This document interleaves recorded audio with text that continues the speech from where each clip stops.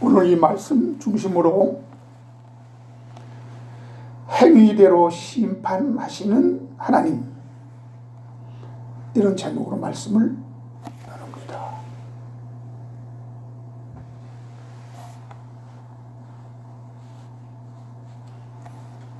성경은 하나님이 우리를 심판하시되 행위를 따라 행위대로 또 우리가 행한 대로 갚아주신다, 심판하신다, 이런 말씀이 많이 나오고 있습니다.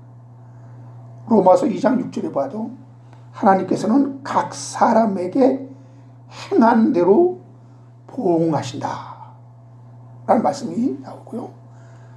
지난주에 우리가 살펴본 것처럼 고린도후서 5장 10절에 우리가 다 반드시 그리스도의 심판대 앞에 나타나 각각 그 선악간에 그 몸으로 행한 것을 따라 받으려 함이라.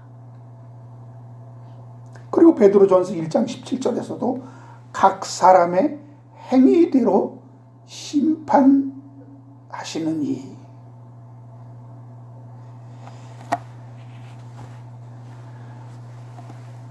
이렇게 행위대로 심판하신다는 말씀, 하나님은 믿음을 따라 심판한다는 말씀은 우리가 볼 수가 없는데 행위대로 심판하신다는 말씀이 많이 나옵니다.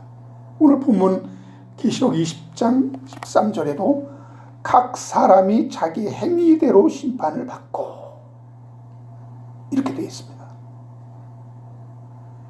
우리가 오직 믿음으로 구원을 받았기 때문에 우리의 행위는 심판에 아무런 근거가 되지 않는 줄 알고 있었는데, 성경에는 행위를 따라 행한 대로 심판을 받는다는 말씀이 많이 나오고 있거든요. 이거 우리가 어떻게 해석해야 됩니까?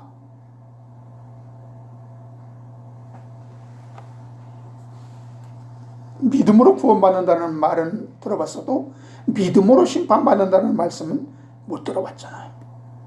심판은 믿음이 아니라 행위에 따라서 행위대로 받는다는 것이 성경의 증언인데요. 마태복음 16장 27절에서도 인자가 아버지 영광으로 천사들과 함께 오리니 그때 각 사람이 행한 대로 갚으리라. 예수님은 우리 성도의 그 행위를 보고 그 믿음을 판단하신다는 겁니다. 우리가 하나님의 은혜로 거저 구원받았는데 다시 행한 대로 심판을 받게 된다는 이 말씀이 무슨 뜻입니까? 오늘 이 점에 대하여 자세히 말씀을 살펴보므로 은혜 받는 시간이 되겠습니다. 여러분, 로마서에서는 너희는 행위가 아니라 오직 믿음으로 의롭다함을 얻고 믿음으로 구원을 받았다고 말씀하고 있는데, 여러분, 거기서의 그 행위는 언제나 율법적인 행위를 가리키고 있고, 거기서의 행위는 구원받기 전에 구원을 얻기 위한 수단으로서의 행위가 부정되고 있는 것이지, 구원 후에 믿음이 행함으로 나타나 우리의 믿음이 온전케 되는 행함 자체가 필요 없다는 이야기가 아닙니다. 근데 사람들이 이거를 헷갈리고 이 믿음과 행함 자체를 혼돈하고 있는 거예요. 그래서 야고보서에서는 구원 후에 우리 믿음이 행함으로 말미암아 온전케 되는 살아있는 믿음이 필요하다, 그런 이야기를 지금 하고 있는 겁니다. 야고보서 2장 22절 보겠습니다. 오늘 성경 기절을 많이 찾아봅니다. 야고보서 2장 22절. 내가 보거니와 믿음이 그의 행함과 함께 일하고 행함으로 믿음이 온전하게 되었느니라. 우리 믿음이 어떻게 온전하게 된다고 그랬어요? 행함으로 말미암아.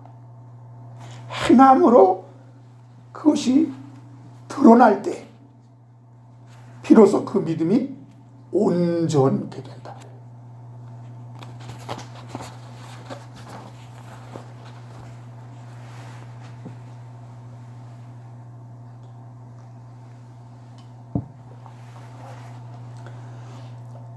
로마서 10장 10절에 이런 말씀입니다. 사람이 마음으로 믿음에 이르고 입으로 시인하여 구원에 이르느니라. 여러분, 그 로마서는 믿음만 이야기하고 행함은 이야기하지 않는다고 우리가 생각할지 모르지만, 지금 이 말씀은 행함, 즉 입으로 시인하는 행함이 없으면 안 된다는 거잖아요. 우리 마음속에 엄청난 믿음이 잠자고 있어도 그것이 행함으로 입증되지 않는 믿음은 인정받지 못하게 되는 겁니다. 하나님은 우리의 심판도 그 행위를 따라 하시겠다. 지금 이런 말씀이에요. 그러므로 여러분, 극단적인 얘기지만 우리가 심판받을 행위가 없으면 심판받지 않을 수 있습니다. 우리에게 이 육신의 삶을 주신 이유가 뭡니까? 믿음을 그 행함으로 드러내는 기회로 삼으라. 아니면 그 믿음이 없어서 심판받을 행위만 드러나게 할 것이냐? 바로 그 기회로 하나님이 우리의 육신의 삶을 허락하신 것입니다. 그러니까 여러분, 에덴 동산의 그 선악과 시험은 하나님에 대한 주권적인 믿음을 행함으로 나타낼 수 있는 절호의 기회였다는 거죠.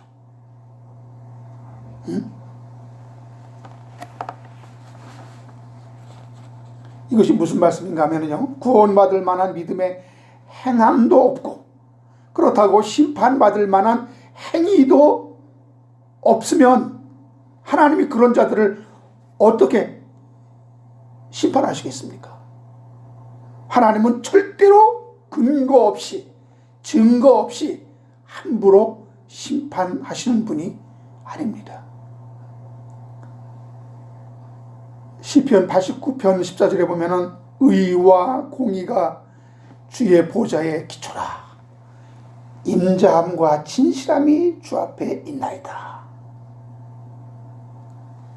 그래서 마지막 때가 되면 악을 행하는 자는 더욱 악해진다고 말씀하신 것입니다. 왜? 심판이 명확해져야 하니까. 이건 악인도 아니고 선인도 아니고 의인도 아니고 이런 사람은 있을 수 없다는 거예요. 만약 그런 사람이 있으면 하나님은 억지로 악인 만들어서라도 심판을 하고, 의인은 의인으로 확 행함 있는 믿음으로 드러나서 하나님은 그를 구원하시고, 이게 명확하게 언제 마지막 때에 가면은 확실하게 분별이 된다. 이게 갈라진다. 그것을 성도의 심판이라고 하는데요. 하나님은 언제나 이 회색 지대를 남겨두지 않는 법입니다. 우리 디모데후서 3장 1절, 2절과 13절 보시겠습니다.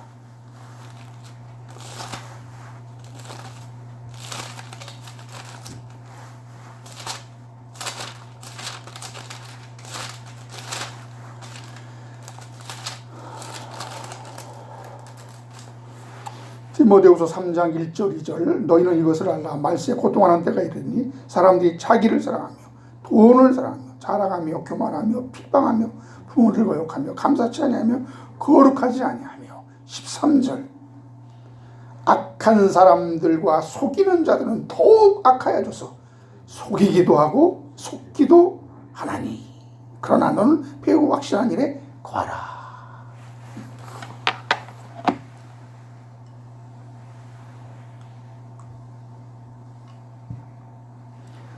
마지막 때가 될수록 더욱 악한 자는 더욱 악해진다 그랬어요. 하나님이 심판하시기 위해서 명확해지는 겁니다. 심판받을 자와 구원 얻을 자가 명확하게 갈라지는 겁니다. 심지어 데살로니가 후서 2장 10절 12절에 보면요, 하나님은 그를 심판하기 위해서 거짓을 믿도록 하신다 그랬습니다. 데살로니가 후서 2장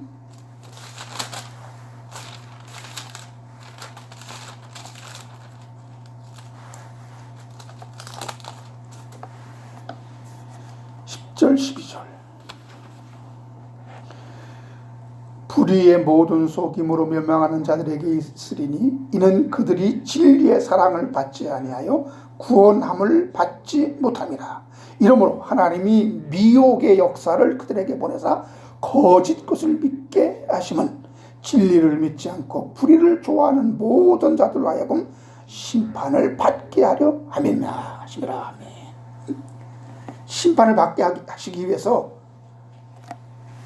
거짓을 믿게 하도록 하나님이 허락하신다 그랬어요. 그래서 여러분, 추수 때 심판이 명확해지도록 하나님은 이단과 사이비가 판치게 허락하신 것입니다.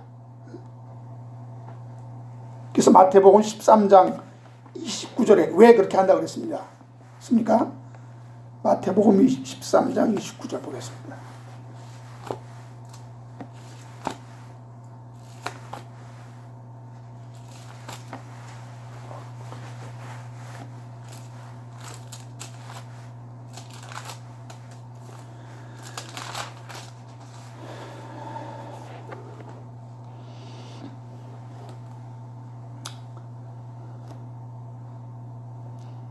(28절부터) 보겠습니다. 주인이 이르러 원수가 이렇게 하였구나. 종들이 말하되 그러면 우리가 가서 이것을 뽑기를 원하나이까? 주인이 이르되 가만두라. 가라지를 뽑다가 곡식까지 뽑을까 염려하노라. 주인이 가라지가 밭에 나왔는데 그 가라지를 뽑을까요? 그러니까 주인이 뭐라 했습니까? 가만두어라. 가만두어라. 그 가라지는 추수 때까지 곡식과 함께 한 밭에서 자란다는 것입니다.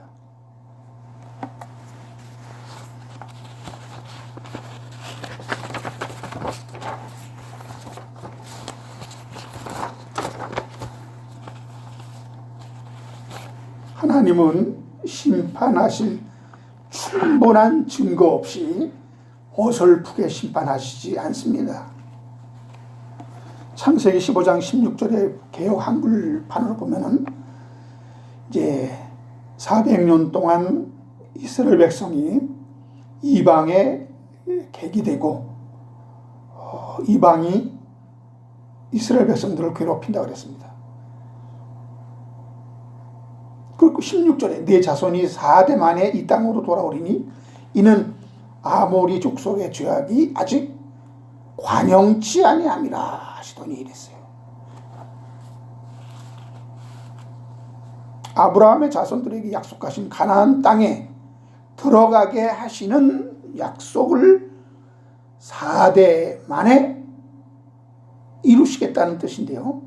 왜 지금은 안 되느냐 하면은 아직 가나안에 살고 있는 아모리 족속의 죄가 관영치 않아서 그렇다라고 말씀하십니다. 이 관영하다, 이거 무슨 뜻인가 하면 죄악이 세상에 만연하여 가득 차다, 이런 뜻입니다. 하나님은 아모리 족속의 죄악이 가득 찰 때까지 심판을 보류시키고 약속의 땅에 이스라엘 백성들이 점령하여 들어갈 때를 조정하신 것입니다. 그 때를 맞추어서 이스라엘 백성들은 400년 동안 이방의 객이 돼서 고난받는 연단의 그런 기회로 하나님은 삼으신 거예요.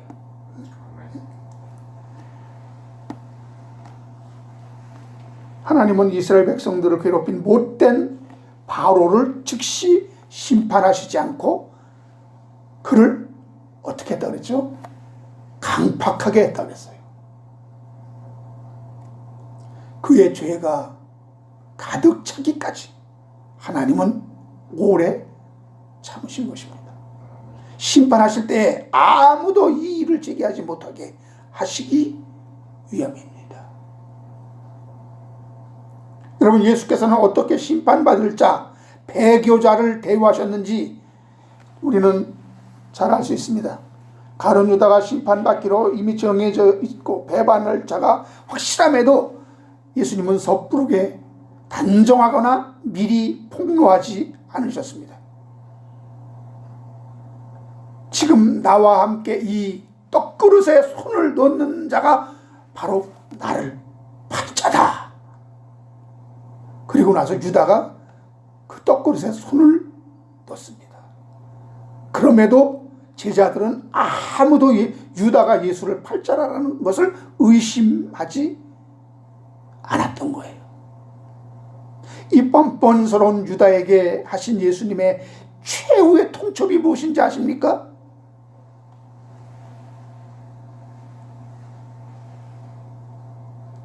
요한복음 13장 27절 보겠습니다. 요한복음 13장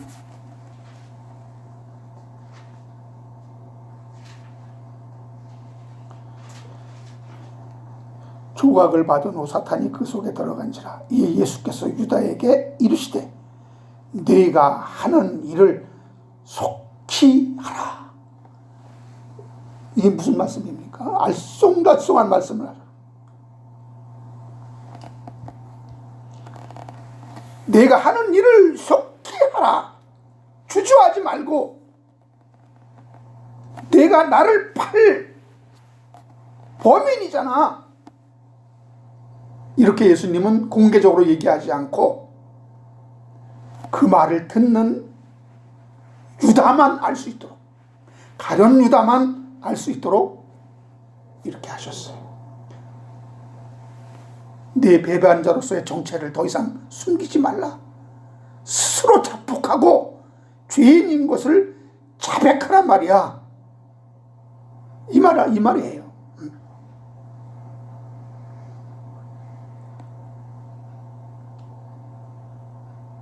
가룟 유다가 마음속에 예수를 배반할 마음이 있고 예수를 팔 마음이 있고 예수를 미워하는 마음이 있어도 그거를 행동으로 옮기지 않으면 하나님은 그를 심판할 근거가 없는 거예요. 하나님은 그 마음속까지 다 집어서 심판하지 않는단 말이에요. 그것이 나타났을 때 내가 비로소 나를 믿었구나. 아브라함이 그 속에 있는 믿음이 확실히 나타났을 때 그 이삭을 완전히 모리아산에서 하나님께 번제로 드리려고 하는 행동을 보였을 때 이제야 내가 너를 알았다. 그렇게 말씀했잖아요.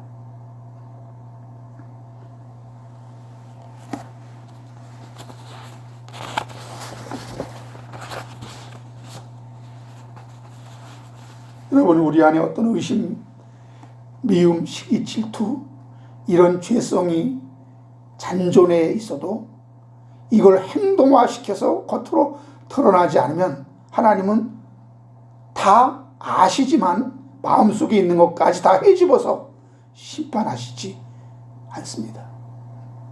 하나님은 우리가 행동을 옮기지 않아도 마음속에 음욕만 품어도 하나님은 그 죄를 다 끄집어낼 수 있습니다.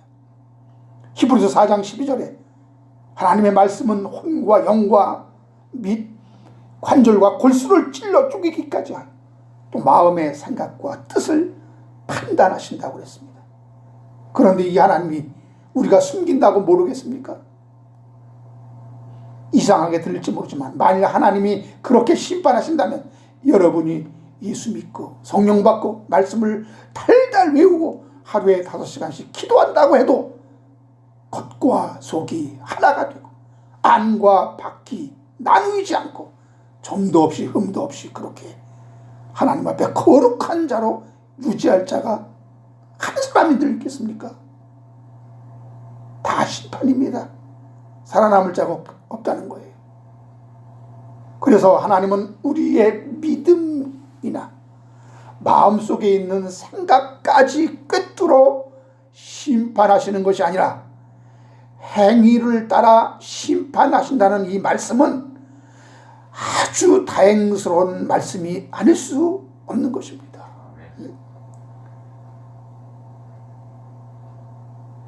그러면 이제 우리는 또 이런 생각을 하게 되죠.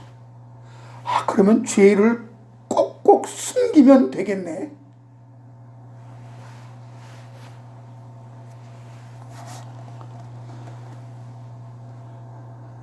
우리는 그 베드로의 예를 통해서 그것이 얼마나 어리석은 생각인지, 하나님은 그 속에 감춰진 것까지 하나님 필요하면 그걸 완전히 폭로시켜서 완전히 개망신시킵니다.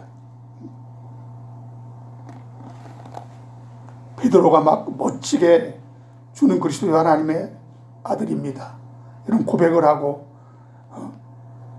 주님이 죽는 데까지 나는 주님을 버리지 않겠다라는 맹세를 했을 때 그의 그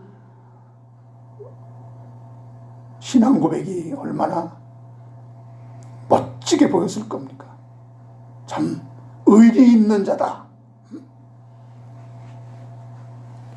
그러나 그것이 아주 보기 좋게 폭로됐던 사실을 우리는 압니다.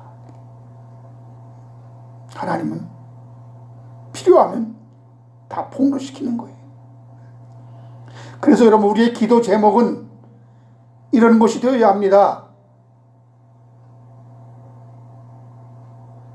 마태복음 26장 41절에 예수님께서는 기도하지 못하고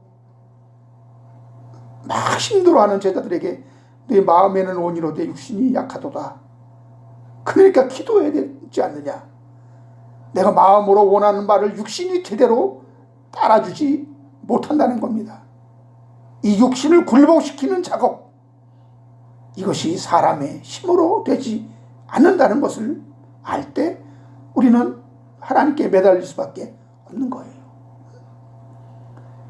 이런 이 시급성을, 육신이 따라주지 않는 이 긴박한 상황을 우리가 알면은 우리는 하나님께 뭘 달라고 뭐 내가 필요하니 뭘 달라고 이런 기도가 우선시 되겠느냐 이거예요. 무엇이 중한디 우리는 그런 거 기도하고 있겠습니까? 더 급한 거 있는데. 하나님은 내 마음속에 믿음만 있으면 그걸 보고, 그래, 네가 나를 믿었다고 그렇게 내가 간주할게. 이것이 아니라는 거예요. 그 믿음이 행함으로 드러날 때 내가 나를 믿었다고 인정해 준다는 겁니다. 이 사건이 바로 아브라함이 모리아산에서 그 이삭을 하나님께 번제로 드리기로 작정하고 그것을 행함으로 옮기려고 할 때 창세기 22장 10절에 하나님은 내가 이제야 네가 하나님을 경외하는 줄을 아노라. 그럼 그전에는 몰랐다는 말입니까?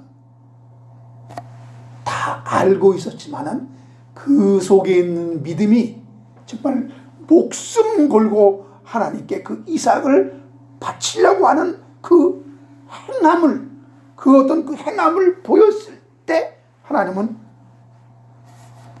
내가 정말 나를 믿는 자로구나 라고 그를 인정해 주었다는 얘기입니다. 야고보서 이것을 야고보서 2장 21절에서는 야고보는 뭐라고 말합니까? 야고보서 2장 21절.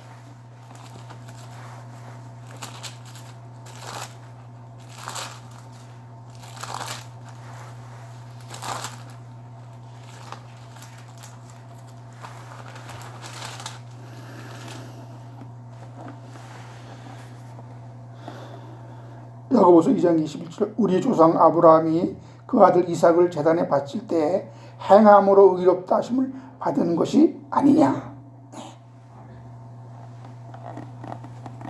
똑같은 것을 또 사도 바울은 로마서에서 믿음이 아니냐 이렇게 얘기합니다. 그러니까 믿음과 행함은 어떻다는 거예요? 같다는 거 하나. 이게 다르게 보는 데서 이게 문제가 생기는 거예요. 응? 똑같은 걸 얘기하고 있는 건데.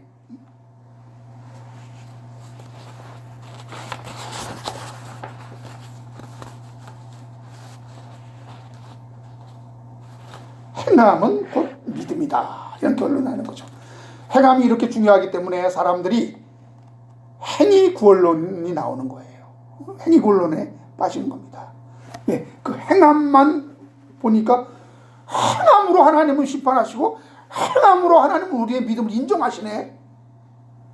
행함이 이렇게 중요한, 행함이 중요하다.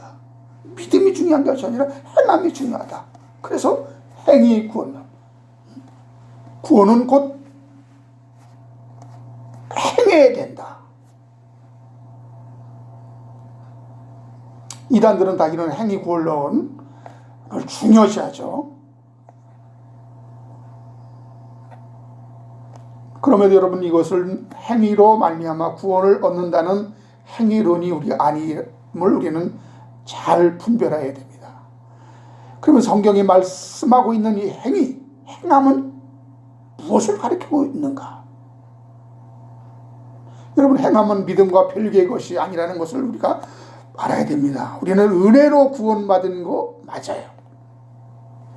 정확히 말하면 하나님이 일방적으로 주시는 선택과 은혜로 구원을 받는데 다만 믿음이라는 과정을 통해서 즉 믿을 때 구원하시겠다고 말씀하셨잖아요. 여기엔 인간의 공로나 의지가 개입되거나 관여하지 않는다는 뜻입니다. 그런데 믿어야 구원을 받는다. 믿어야 하나님이 구원한다. 이 법칙, 이 원리는 똑같이 적용되거든요. 내가 믿지 않아도 내가 구원해 줄게. 이런 말씀은 성경에 없잖아요. 이렇게 하나님은 믿음으로 구원을 주시고는 다시 행함으로 심판하시겠다라는 이 말씀은 뭔가 앞뒤가 안 맞잖아요. 그래서 우리가 우리는 하나님의 은혜, 구원은 곧 선물이다. 하나님이 주신 선물이다. 라는 것을 우리가 증거하기 위해서 우리는 에베소 2장 8절의 말씀을 많이 봅니다. 근데 거기서 우리가 간과하고 있는 것이 있죠.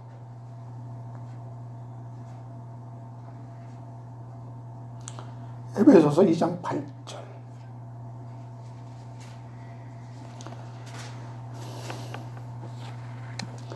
너희는 그 은혜에 의하여 믿음으로 말미암아 구원을 받았으니 이것은 너희에게서 난 것이 아니요 하나님의 선물이라. 이것만 보면은 구원은 믿음으로 인한 하나님의 선물이다. 하나님의 선물이다. 행위에서 난 것이 아니다. 누구든 자랑지 못하게 함이라. 10절 보세요. 10절. 우리는 그가 만드신 바라 그리스도 예수 안에서 선한 일을 위하여 지으심을 받은 자니 이 일은 하나님이 전에 예비하사 우리로 그 가운데서 행하게 하려 하심이니라. 왜 거저 우리를 구원시켜 주셨다는 것입니까? 구원의 목적이 뭡니까? 행하기 위해서. 그 믿음을 행하기 위해서. 그래서 디도서 1장 16절에는 행위로 부인하는 자들이 있다 그랬어요. 그 믿음을 행위로 부인하는 자들이 있다 그랬어요. 야고보서 2장 14절에는 행함이 없는 믿음은 자기를 구원할 수 없다 이랬습니다. 우리 믿음에 구원받을 만한 믿음이 있고 그냥 자기 나름대로 확신과 기대를 믿음이라고 착각하는 경우가 있는데 사도 바울이 루스드라에 가서 복음 전하면서 이런 표현을 썼습니다. 사도행전 14장 8절 9절 보세요.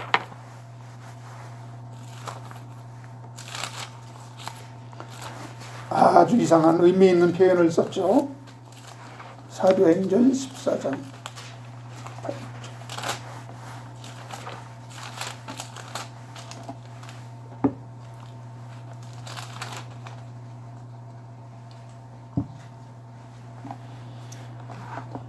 8절 9절. 루스드라에 발을 쓰지 못하는 한 사람이 앉아 있는데 나면서 걷지 못하게 되어 걸어본 적이 없는지라. 바울이 말하는 것을 듣고는 바울이 주목하여 구원받을 만한 믿음이 그에게 있는 것을 보고 큰 소리로 이르되 내 발로 바로 일어서라 하니 그 사람이 일어나 걷는지라.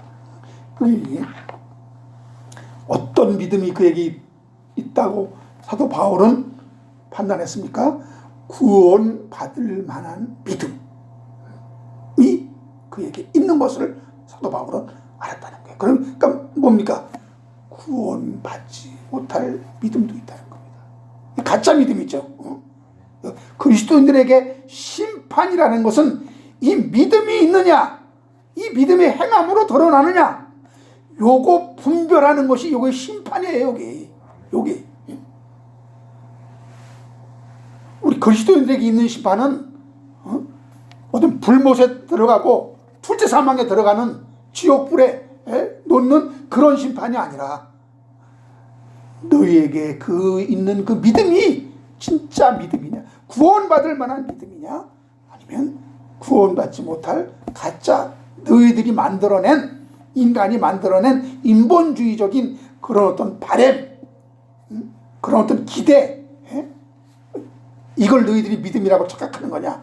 이것이 마지막 때에는 싹 이게 드러난다. 싹.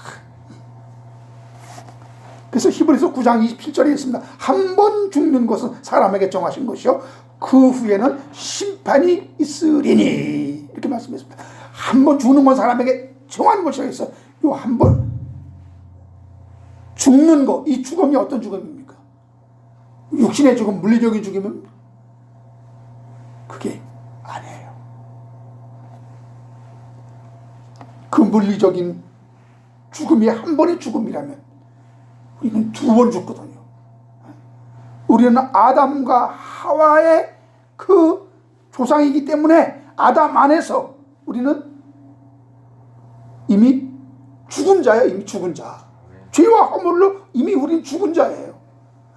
거기서 우리가 거듭나잖아요. 우리 살아있을 때 우리가 거듭난단 말이에요.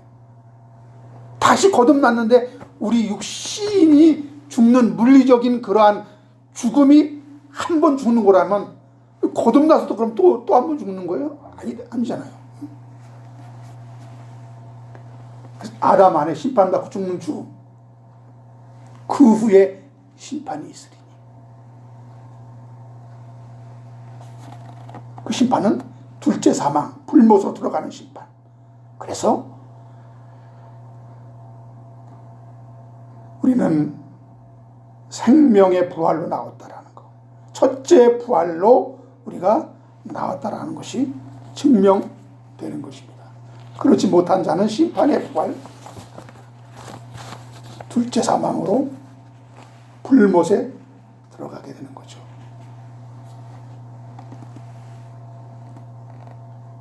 그동안 믿음과 행함을 많은 사람들이 분열시켰기 때문에 이것이 많은 혼돈을 가져왔어요. 행함으로 심판받는다, 행위로 심판받는다, 이게 무슨 뜻인지 많이 헷갈렸습니다. 즉 구원은 믿음으로 행함은 상급받는데 필요한 것이, 이렇게 아니면 오직 믿음으로 의롭게 되기 때문에 행위 자체는 내 의를 나타내는 것으로서 배제시켜야 한다는 강박관념도 우리에게 행위를 소홀하게 했던 그 이유 중에 하나입니다. 성경의 행위를 말할 때 하나님이 주신 믿음에서 나오는 행함, 그 믿음이 뒷받침해 주는 행함을 이야기하고 있는 것인데, 믿음으로 구원받았기 때문에 이제 그 믿음과 별개로 송화를 위한 행함이나 상급받기 위한 행함은 따로 없는 것입니다. 많은 사람들이 이렇게 생각할 수밖에 없는 거예요. 믿음 후에 또 행함을 얘기하니까 그러면 이 행함이 뭐냐? 송화를 위한 행함이구나. 상급을 위한 행함이구나. 이렇게 그 행함이 곧 믿음을 입증하기 위한 그 하나님이 주신 그 믿음을, 살아있는 믿음, 그 믿음, 가짜 믿음이 아니라 진짜 구원 얻을 만한 그 믿음을 나타내기 위한 그 행함이구나 라고 그렇게 깨닫기보다는, 그렇게 인식하기보다는 또 다른 어떤 행함을 생각하게 될 수밖에 없는 거예요. 그래서 우리 처음 받은 이 믿음이 진짜냐 가짜냐, 이걸 판가름하는데 그 행함이 어떻게 나오느냐를 보시고 하나님은 심판하신다는 것입니다. 이것이 행위를 따라 심판하신다라는 말씀의 진의, 곧 우리의 믿음을 심판하신다는 것과 똑같은 말씀입니다. 왜 가짜 믿음이 판을 친다고 했거든요.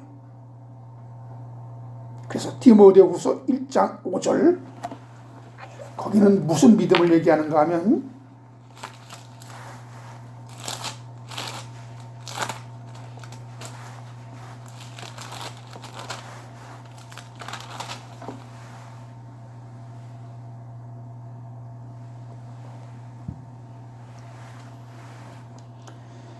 이는 내 속에 거짓이 없는 믿음이 있음을 생각함이라.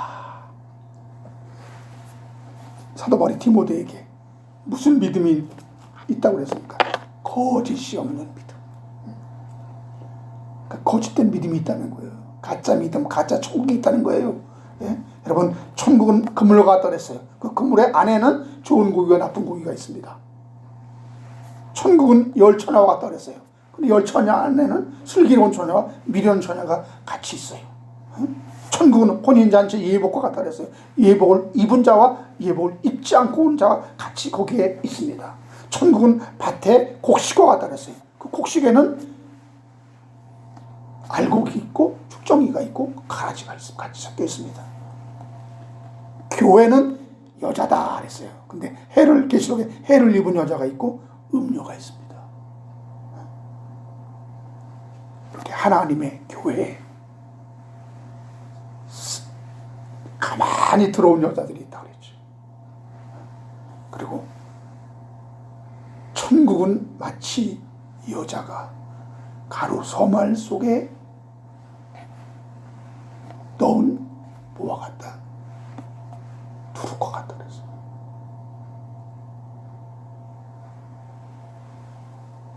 이게 진짜 천국입니까? 우리 분별해야 됩니다. 거짓된 믿음이 있습니다. 가짜 믿음이 있습니다.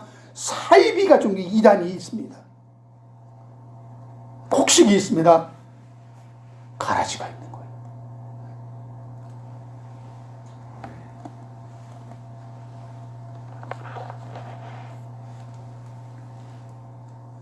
다음 시간에 여러분, 진짜 믿음은 그럼 어떤 행위를 내놓는 것인가? 진짜 믿음이 내놓는 그 행함이야말로 심판받지 않는 행함인 것인데, 여러분 믿음에 이런 행함이 나타나기를 주의 이름으로 간절히 축원합니다. 기도합니다.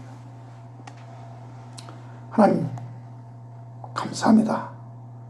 오늘 우리가 이 마지막 때 악인들은 더욱더 악해져서 하나님이 심판하기에 합당하게 하나님이 확실하게 구분 지어질 수 있도록 더욱더 이단과 사이비가 극렬해지고 있습니다. 하나님 말씀을 갖고 거짓된 거짓 복음으로 유혹하는 이 시대에 정말 하나님께서 우리에게 생명의 말씀, 거짓이 없는 그 확실한 믿음을 우리에게 허락하사 그 믿음이 우리의 행함을 통해서 하나님 앞에 드러나게 하시고 그것이 행함으로 나타나게 하시고 그 믿음이 가짜 믿음이 아니라 진짜 하나님이 인정할 수 있는, 나를 구원할 수 있는 그런 살아있는 믿음,